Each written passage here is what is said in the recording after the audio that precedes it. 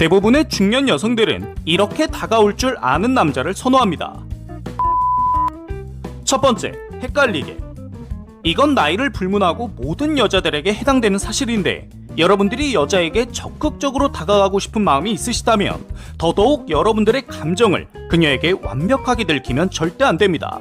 한마디로 적극적으로 다가간다는 명분으로 계속 말끝마다 고백 아닌 고백을 한다던가, 누가 봐도 좋아한다고 느껴질 수밖에 없게끔 과한 배려나 칭찬을 남발하면 안 된다는 것입니다.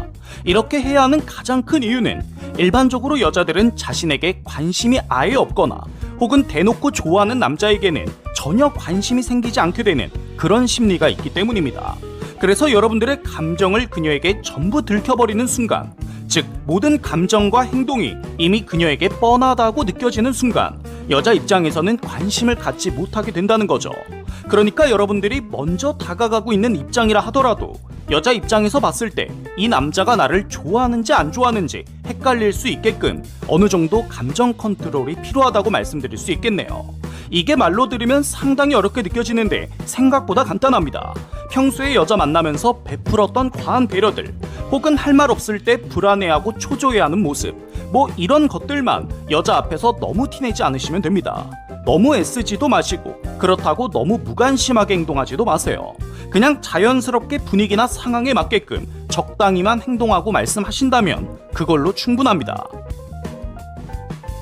두 번째, 여자가 싫어하는 것.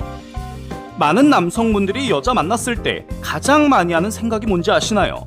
바로 어떻게 하면 이 여자가 좋아할까? 이런 생각들을 가장 많이 합니다. 근데 저 생각 자체가 조금은 오류가 있다는 걸 반드시 인지하고 계셔야 합니다. 여자들이 좋아하는 걸 찾기보다는 싫어하는 게 무엇인지를 찾고 그 행동을 하지 않는 것이 가장 중요하다고 보시면 되겠네요. 한마디로 그냥 딱 중간 정도만 해도 여자들은 여러분들을 괜찮은 남자라고 생각하게 되어 있습니다. 근데 많은 분들이 너무 오버해서 스페셜한 남자가 되려고 노력하다 보니까 오히려 역효과만 생기게 되는 거죠. 그러니까 앞으로는 앞에 있는 여자가 어떤 남자 유형을 좋아할지를 관찰하시기보다는 어떤 유형의 남자를 가장 싫어하고 회피하려고 하는지를 파악하려고 노력하세요. 이게 훨씬 더 현명한 선택입니다. 예를 들어 앞에 있는 그녀가 허세 부리는 남자를 가장 싫어한다고 말을 했어요. 그러면 그 날은 허세 부리는 모습만 그녀에게 보여주지 않아도 여러분들은 딱 중간 정도는 했다고 보실 수 있는 거예요. 그렇게 되면 여자 입장에서도 엄청 큰 임팩트가 있었던 건 아니지만 그렇다고 엄청 별로였던 적도 없었기 때문에 여러분들을 다시 한번 만나지 못할 이유나 명분이 전혀 없게 되는 거죠. 그러면 반드시 다음번 애프터는 성공하게 됩니다.